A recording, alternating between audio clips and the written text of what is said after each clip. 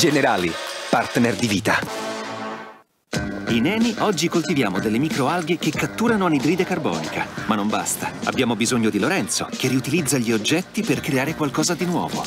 Eni più Lorenzo è meglio di Eni. Insieme abbiamo un'altra energia.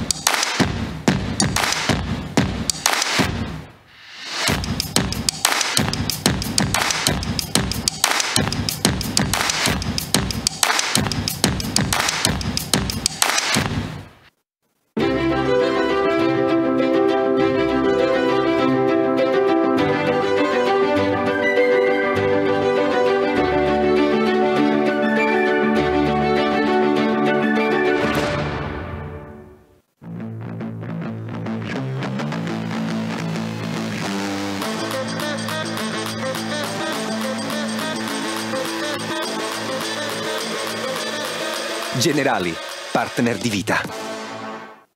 In Eni oggi coltiviamo delle microalghe che catturano anidride carbonica, ma non basta. Abbiamo bisogno di Lorenzo, che riutilizza gli oggetti per creare qualcosa di nuovo. Eni più Lorenzo è meglio di Eni. Insieme abbiamo un'altra energia.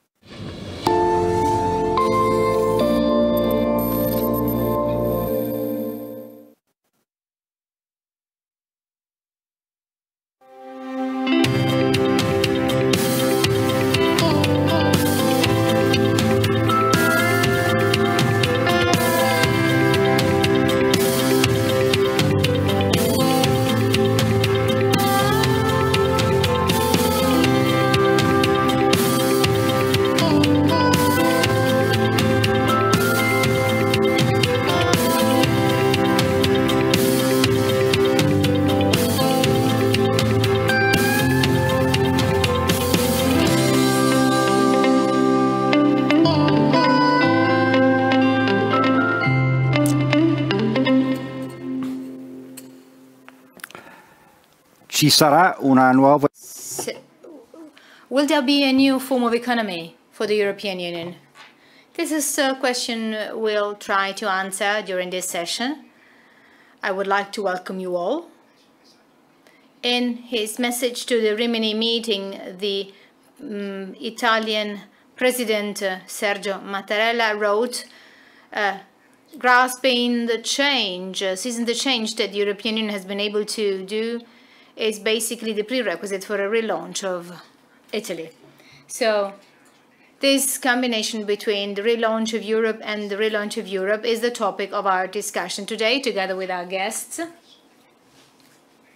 who are experts in the economy of our country because of their personal experience and because of their knowledge. We have with us Ettore Prandini, who is president of Coldiretti, the Italian Farmers Association, then the CEO and General Director of Telecom Italia, Luigi Gubitosi, and Marco Sesana, the CEO of Generali Italia.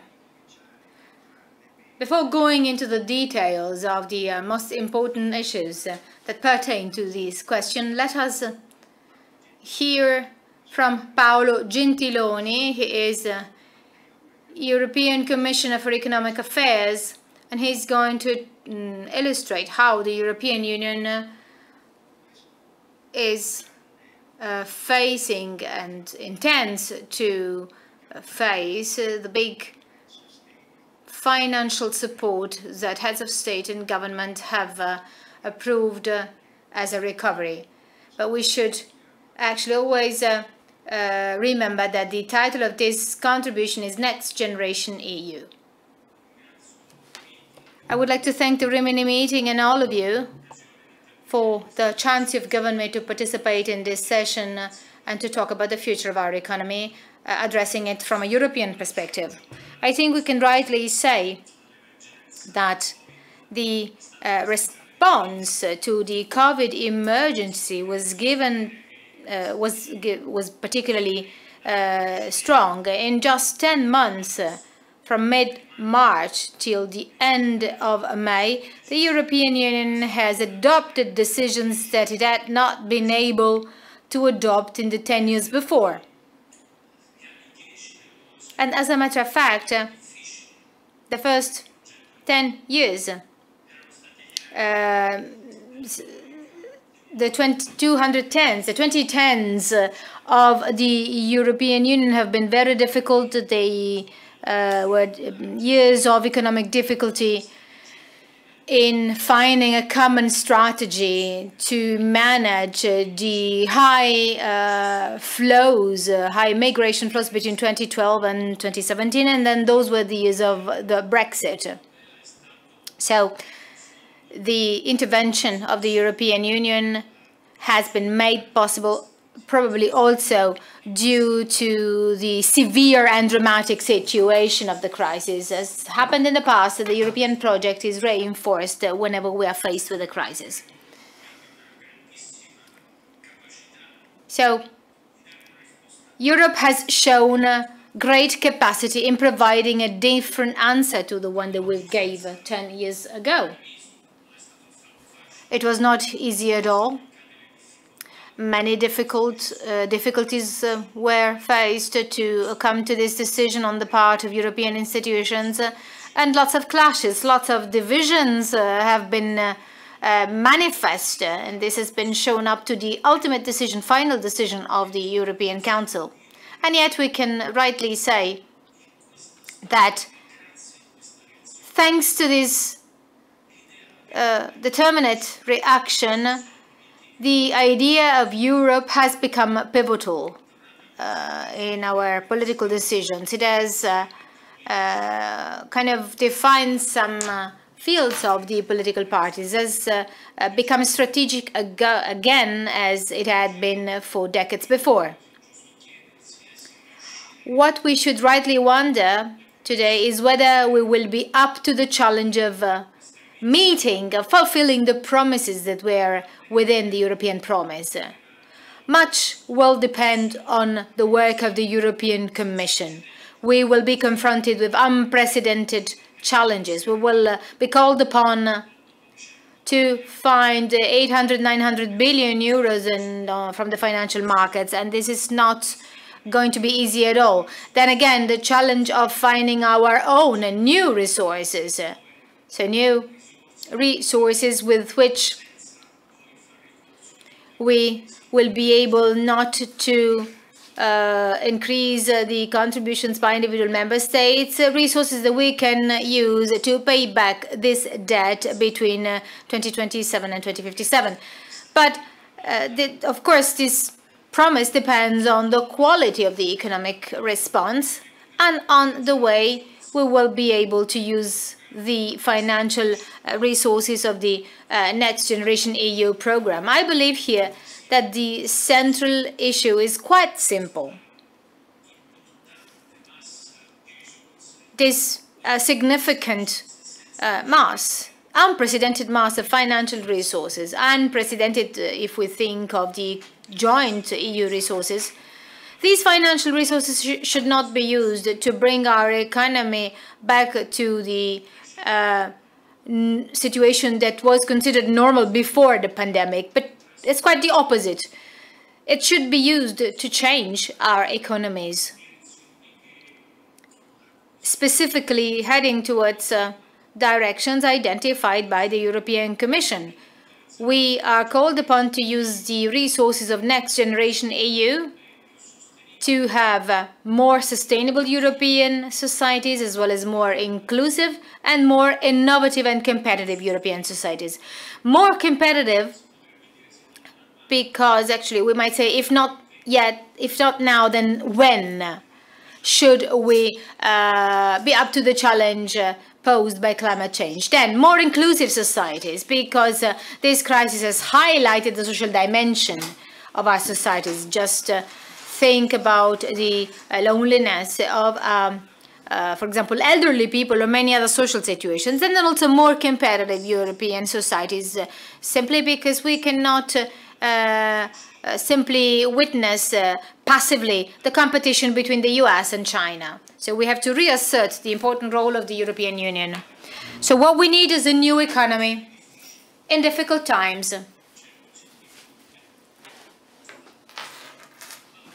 Of course, we are facing an economic rebounding, but we are also registering very difficult figures in the second term. In Europe, 12% reduction of our economy has been registered.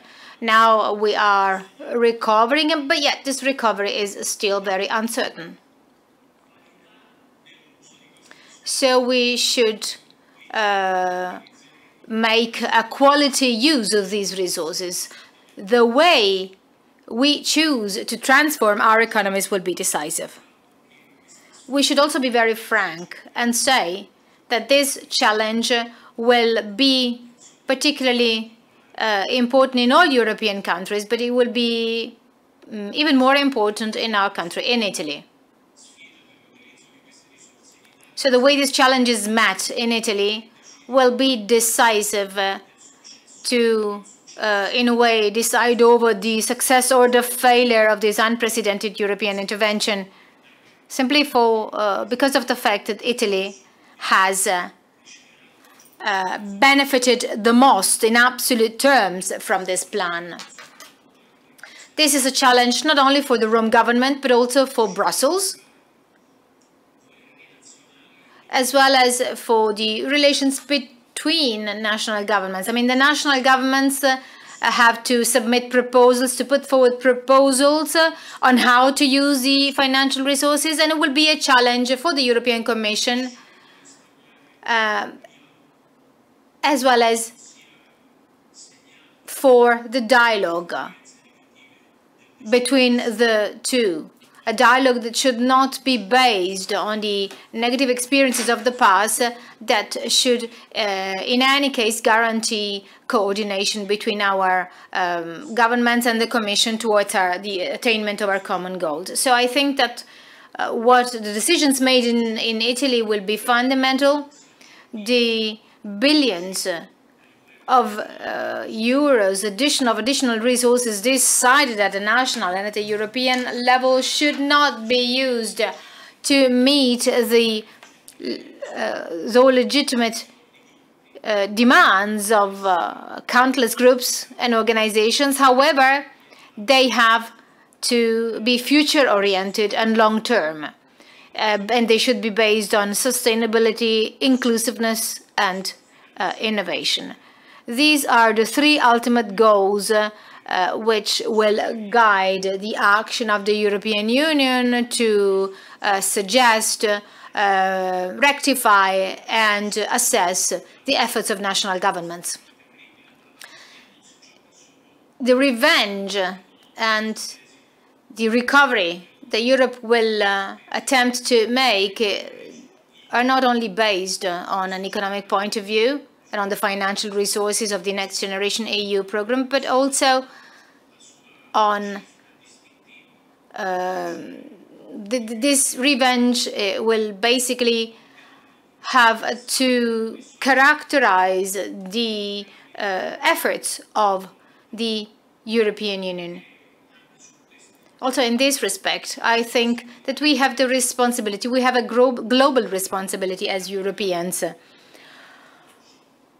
What other global player other than the EU today can serve as an example for the international community and guide the international community towards its fight against climate change, which a fight which has become even more difficult and which has kind of stepped back after the decisions made by the US and the Brazilian governments. The Green Deal has priority, and that represents, that testifies to the model, the EU model, which will be so important over the next few years. This is a European model based on welfare states, on universal social services. It includes respect for the state of law, for human rights, It is based on an idea of international relations in which multilateralism has not disappeared. So this is a huge responsibility that Europe and each European member state have.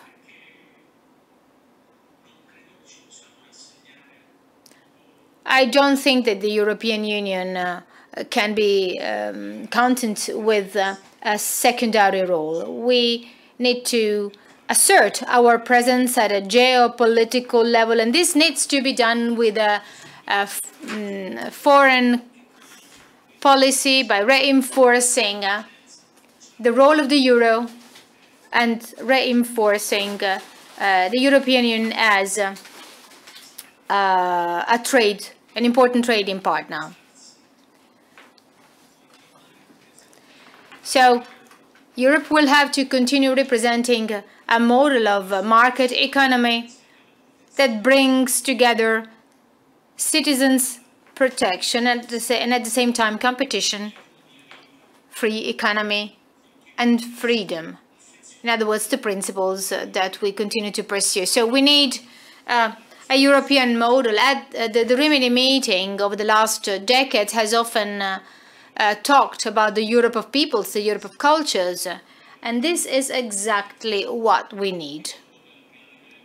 In spring 2017, Pope Francis had the 27 heads of state and government on the occasion of the 70th anniversary from the signature of the Treaty of Rome, and he gave a clear signal.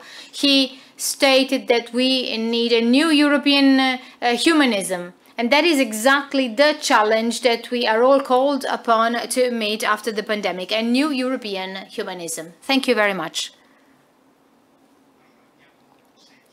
So we've listened from the words of Commissioner Gentiloni. He talked about the transformation of our economies. He talked about sustainability, inclusiveness, and competition. President Prandini, what does this mean for our companies?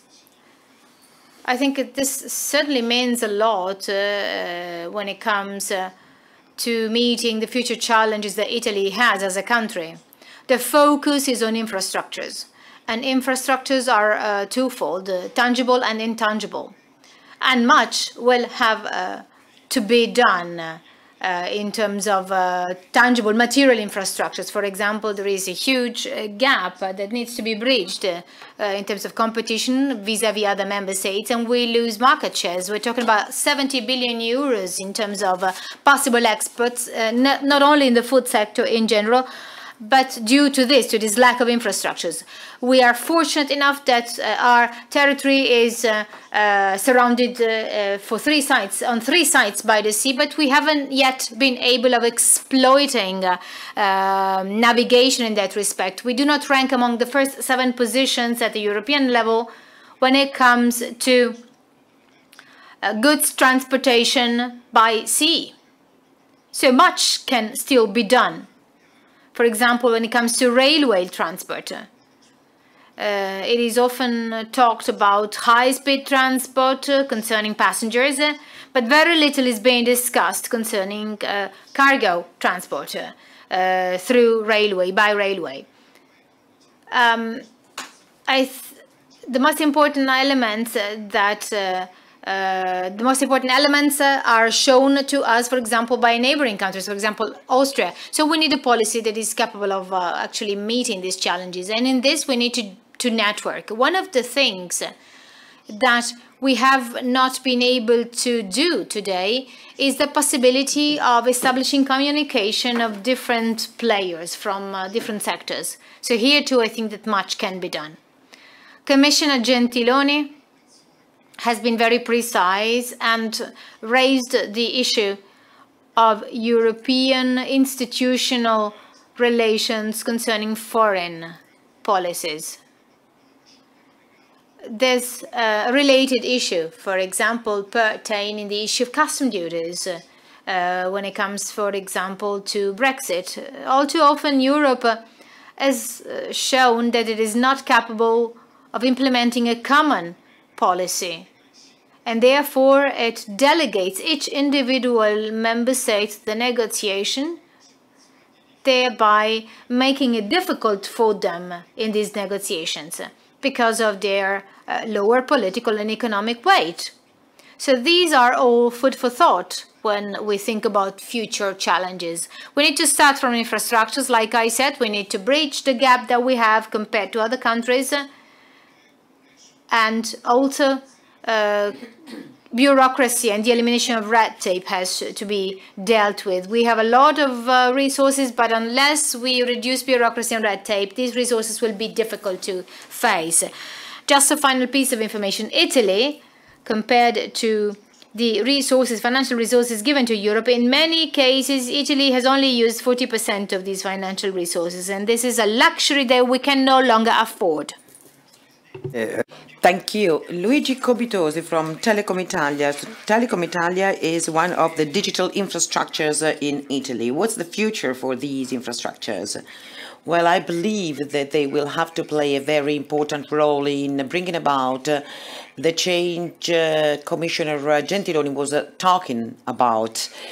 And I also would like to add that I really appreciated the words of Commissioner Gentiloni, because in a few minutes he gave us very important suggestions. Europe this time, he said, acted in a united way with a single common effort. So this is an important and ambitious goal for Italy as well. Italy has to be equally united in making proposals, in making new plans, in reorganizing our society, because this crisis in itself is a great opportunity to reorganize Italy. Our government actually had great success in Brussels because we obtained resources, economic resources that are above what we thought we could get. So this is an amount which is quite substantial,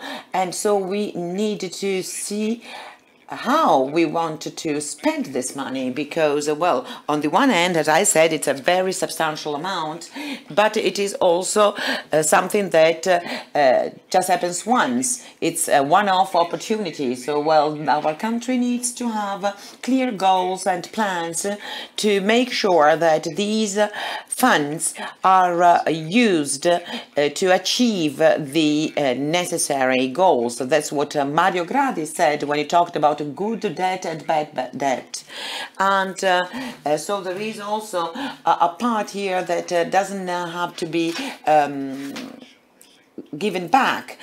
So these funds that will have an effect also on the long term will be the funds that will be best spent. In the past, actually, we didn't really manage to do this. So we needed to reorganize our way of investing money with a partnership between the public and the private sector.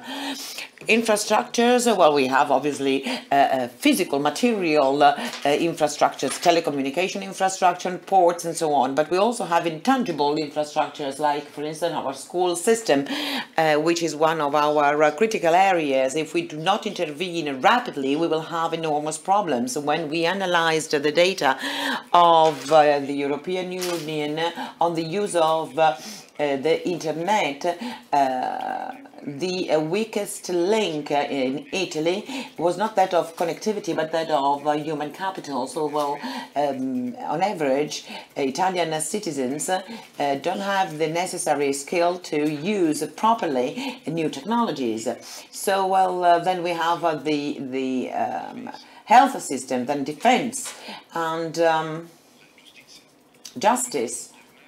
In order to update all these infrastructures, the digital aspect is extremely important. So, well, this that of the digital tools is an enabler, so to speak. It's a horizontal tool that will help all the different sectors and will make them increase, grow, develop. And we are already seeing some progress in this sense, but we need to have more. So we have this double opportunity, that is to say, to have funds that we can actually invest and spend, and to be in a phase of great technological changes. Every time there is a technological change, the competitiveness of countries might change, so we can really relaunch Italy.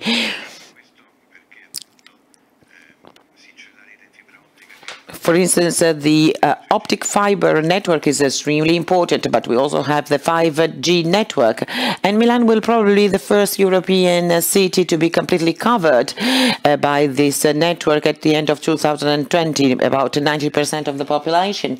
And then the iCloud, the data center, and artificial intelligence, the intelligent use of data. Well, this is the technology that will actually change our future and the future of the other European countries. So it is really important to pave the way in this change, to be pioneers, and this will help us to becoming more competitive. Marco Sesana. The enterprises in the field of insurance, well, they are important observers in terms of the economic development of a country. What do you think about this transformation? Well, first of all, I would like to start referring to the message by Commissioner Gentiloni, and he gave us a lot of food for thought, because the point concerning sustainability, inclusiveness, and technology, well, these are themes that are at the heart of our enterprises. They are at the heart of the transformation we want to bring about. These are essential aspects for all the enterprises that are looking at the future, and for us as a society, as a community, because these are aspects that will be fundamental in the future of our children, but also in our future. Inclusiveness actually is not to be thought as including the future generation, but also including the previous generation, the elderly. So, well, this is something that has to be reflected upon. We need to bring about changes and manage also these themes that are extremely important and are going to be even more important. I do believe that there are a lot of ideas on the table, and I dare say that we need to make an effort. Everyone needs to make an effort in order to understand what the national interests are and how we can actually focus our interventions, because we can either decide to give resources to everyone, or we can actually identify those sectors, those supply chains that are strategic and that can then be at the basis of our competitiveness in the future. And I would like this kind of reasoning better. We should like to be more visionary in order to understand how our country can generate richness for its citizens in the future, starting with a few sectors that will become actually the driving force of this transformation. And I conclude with a remark. Lately we heard about so many different ideas on how to relaunch Italy, and there were different plans and projects with different ideas and sub-ideas and so on. So now I think we should stop and start thinking about how we want to implement these ideas. We need a governance in using these funds, and it has to be simple, it has to be effective, and it has to be pragmatic, because, well, yes, we need to be pragmatic in using these funds, because we really need to be quite fast in pursuing our goals, because, well, in the past, sometimes we did not spend this money, these funds, in an effective way. And, well, this is decisive for the future of our country. So I would say that what is most important at the moment is to agree on how to spend these money, these funds, to agree on a governance in spending these funds, because I believe this is really one of the most important elements to make our country go forward. Well, let's talk about the potential of our country, that is to say the Italian enterprises. And I'm going to read out the words of a German economist, Daniel Gross, who said, on the one hand, Italy is lagging behind in terms of structural reforms, but on the other hand, Italy could recover thanks to the iron will of its entrepreneurs, and it could do it more rapidly than France and Germany, and it is already doing it. And if Italy will manage to use European funds well, it could really surprise us on the medium term. So the food sector, for instance, is a decisive sector for our country, but also for the economic recovery of the country itself. So what do you think about the words, about these words by Daniel Gross? Well, I believe that Italy is an extraordinary country with extraordinary people who can do things, who have entrepreneurial spirit. But I'll go back to those challenges that we need to face. We have a system linked to exportations. We export about 45 billion euros in 2019 in the food sector. And we have, for instance, another aspect that of a value of 100 billions, that is the Italian sounding, and we need to decide how we want to be present on these markets. So internationalization is the real challenge. We can increase production, and we have the most sustainable agricultural system in Europe, and we are capable of facing the green challenge, because this is not a goal for us, but rather a new starting point to continue being a point of reference at European and even at global level, because we already are a reference in terms of food quality at a global level. Our products are always up to the highest safety food standards in the world. So this should make us understand that there is a big room for growth and development. We talked about ports, we talked about railways, but we did not talk about the cargo system, which is going to become even more important. The COVID crisis taught us that the selling platforms of food products increased a lot in the world. So this idea of networking, the 5G network, the optic fiber network, the new resources that are mainly our young people that should not go abroad. They should stay here, be educated here. So also the importance of the school system and the continuous training also after the school years. So, well, these are extremely important challenges. We do not talk enough about these challenges, but they are going to be pivotal.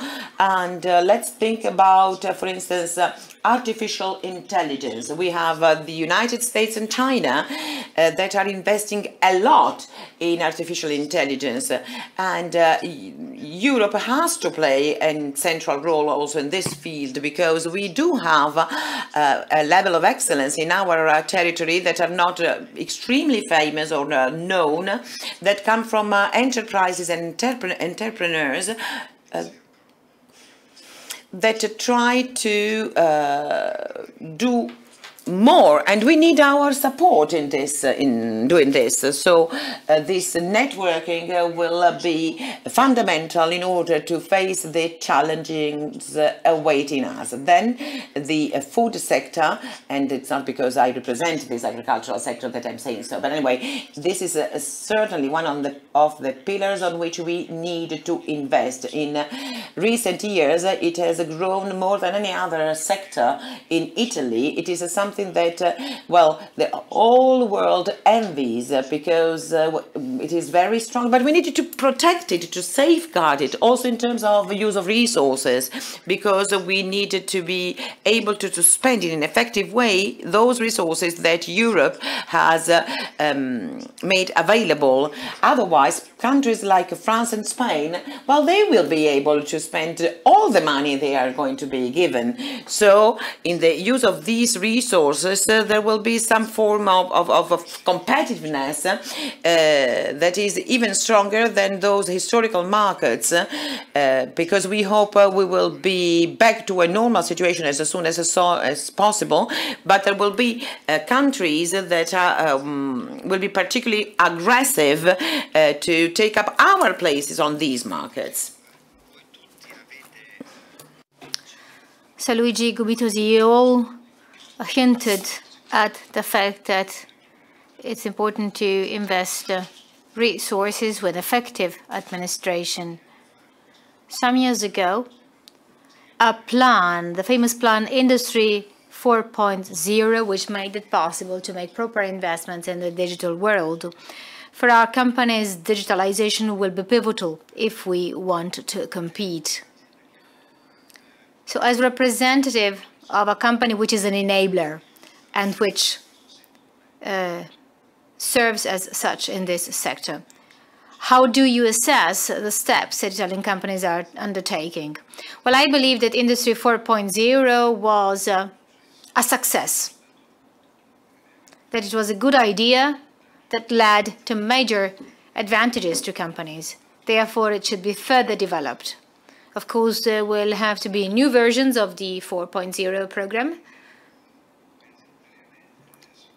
Italian companies have reacted in an uneven way. Some have benefited a lot from the program, others are still lagging behind. In the COVID period has provided a positive shock in digital terms because companies or individuals who thought that it was not essential to be digital have now made up their mind. So the number of individuals who worked in smart working has increased, or those who have bought items online or used connection platforms has skyrocketed. So in this respect, the need is there and it is widespread and felt. So for us, players in the field, the task is that we need to push towards the most innovative technologies, and at the same time we should make sure that nobody is left behind in the country. So we should have two main objectives. First, we need to have avant-garde companies that are given the chance to remain in that position so that they continue to be leading. At the same time, there are too many individuals or companies who are left behind. So, for example, children who do not finish their mandatory ages of schooling, or companies who are not enough digital. For example, we had a program, the so-called Digital Renaissance, whose task was to teach how to use the internet and how to use it well. You also have people who use the internet just for a limited number of users. So we need to bridge the digital divide. Just a few days ago, we covered 65% of connection of in the so-called white areas. White areas are areas in which we do not have broadband connection, and those areas from March till now have increased. In the next step for next year is to bring fiber connection in all industrial districts which are scattered throughout the Italian territory. They are pivotal for the relaunch of our economy. So gradually, with cloud systems, edge systems, and a number of countless technologies, we will head towards modern technologies, thereby always keeping an eye to the needs of those who shouldn't be left behind. For example, I'm talking about businesses or individuals in mountain communities or in areas in which there is not enough connection. We're going to work in this, and this will have to be an integral part of any plan. Mr. Sesana, a modern economy and our innovative companies need qualified services. So Daniel Gross talks about an iron strength, but that needs to be supported, and that needs to be faced with new available modes and tools. So how do you evaluate services in our country? Okay, these are certainly some of the things that have to be improved. Here there's much room for maneuver in order to obtain positive goals. In the medium term, if we want to increase good results, we need to increase productivity, and that goes hand in hand through the enhancement and the boosting of quality, high quality, quick services available to everybody. And in this respect, I think there's much can be done.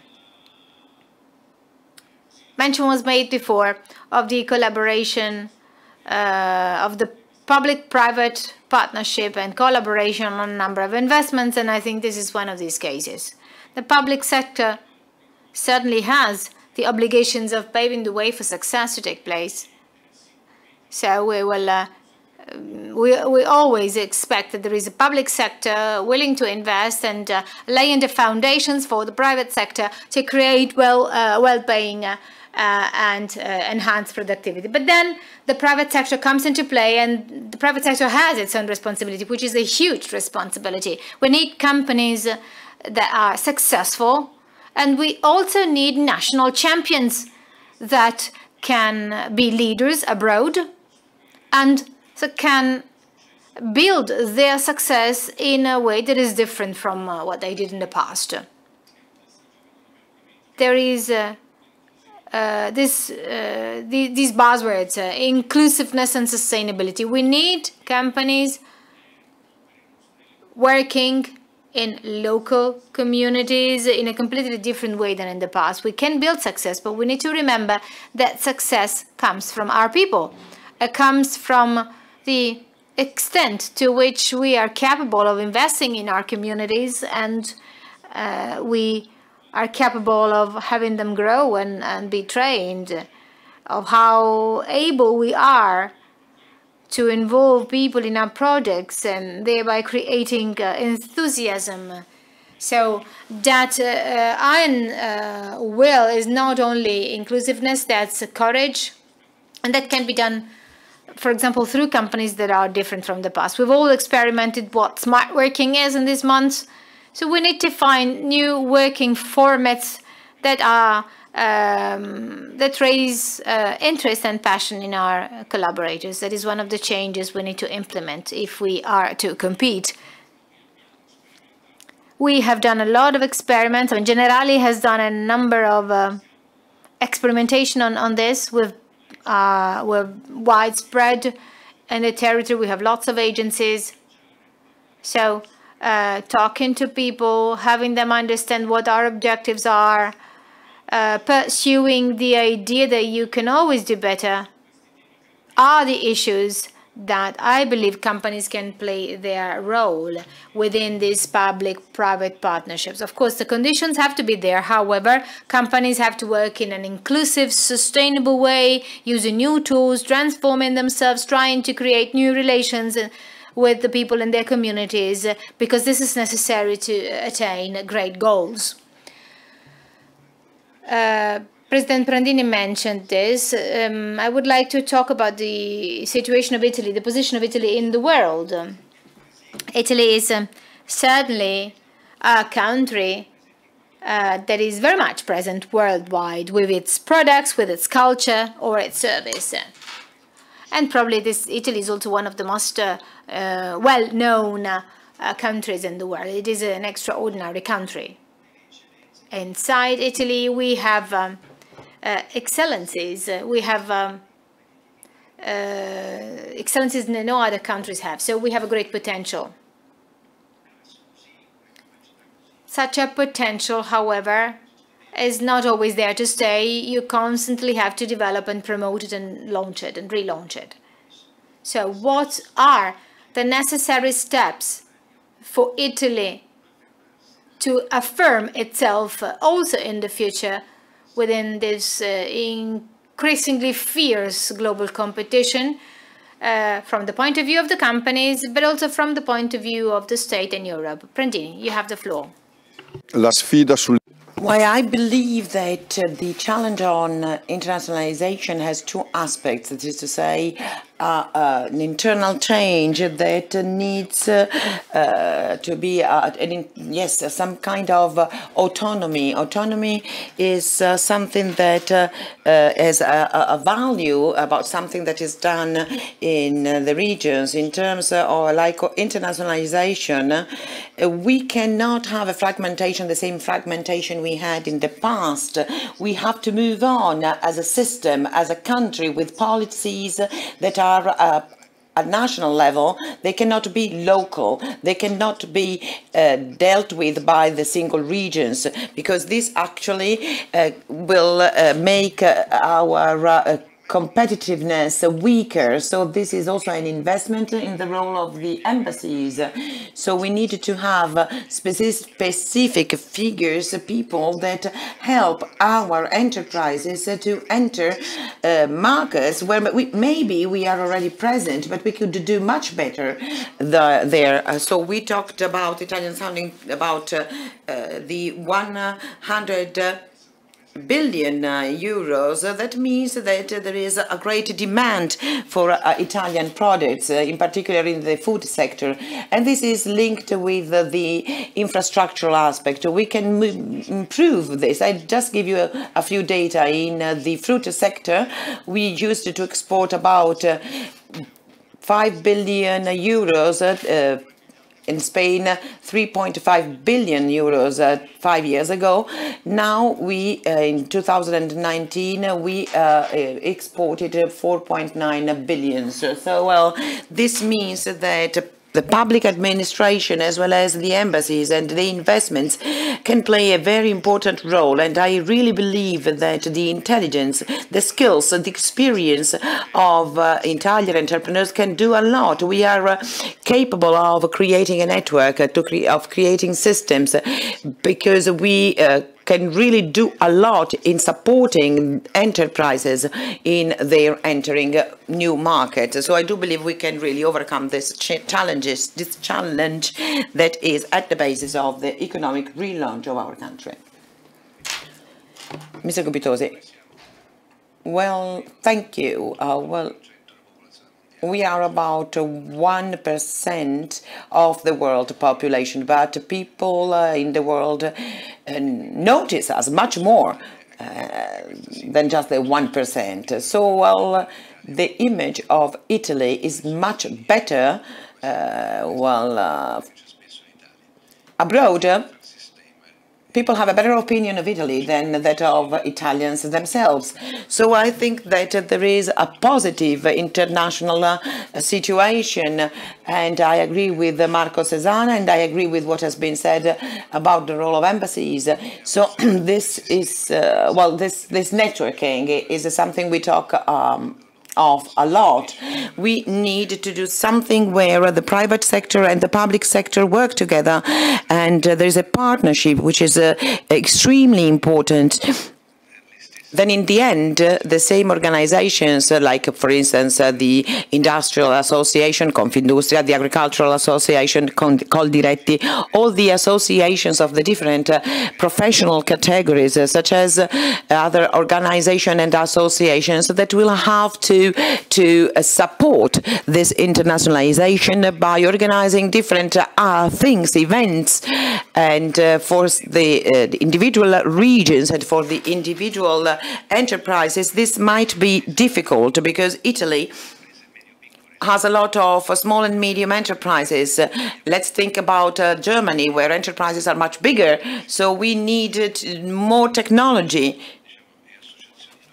We need more associations in order to simplify the opportunities of individual enterprise to have access to these opportunities and structures. So, well, this is something we have to do. Well, we can say that there are new needs on the part of many people, many countries. We need to take this opportunity. There are a lot of opportunities for growth for Italian enterprises. The access to certain markets is becoming easier, also thanks to technology. So we really need to do our best to encourage our enterprises to use this opportunity. So yes, we need systems, we need networks, but they need to be based on hard systems, and then there are soft systems, that is to say the enthusiasm, the courage of people who decide to start an entrepreneurial activity. So we need to work on our human capital, on school education and training, in order to give people the tools they need to avail themselves of these opportunities. As I said, there are great growth opportunities in the world. Let's help our enterprises to actually take up these opportunities, and let's remember that everything starts, as I often said, the best existing software, that is to say our minds, our brains, that needs to be focused on these opportunities, but it needs to be trained. So let's start from the people. Let's start from our school system. Let's start from the excellence of our school system, so that we can actually train people to actually grasp all these opportunities. I would like to thank you all, and I must say that it was really interesting to notice that each of you talked about training, education, and implicitly also of a cultural change. So, well, networking, working together, creating systems, because innovations cannot only be an automatic process. There is the need for a very direct way to commit ourselves. So I hope that Italy will surprise the world, and this can be done if we actually grasp this opportunity. And this is a great, so to speak, enabler, as we said before, because there was, as you said, a lot of improvement due to this COVID crisis, for instance, through smart working, the use of technologies, because there are so many conflicts at political level at the moment, which make us realize that we need to be competitive at a global level in a geopolitical system that is completely uncertain, and this cannot be done without Europe. So, thank you all for your thoughts, for your suggestions. This afternoon there will be a further session on Europe, and we will be tackling the theme of all the opportunities that this particular situation gives us. So I wish you all to enjoy the rest of this special edition of the meeting. Thank you.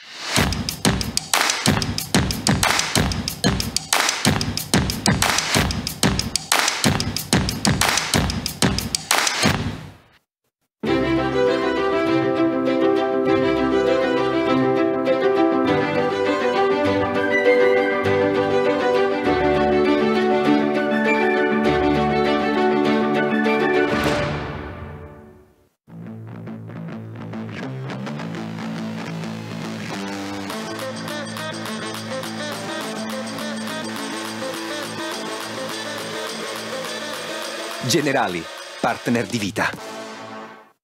In Eni oggi coltiviamo delle microalghe che catturano anidride carbonica. Ma non basta. Abbiamo bisogno di Lorenzo, che riutilizza gli oggetti per creare qualcosa di nuovo. Eni più Lorenzo è meglio di Eni.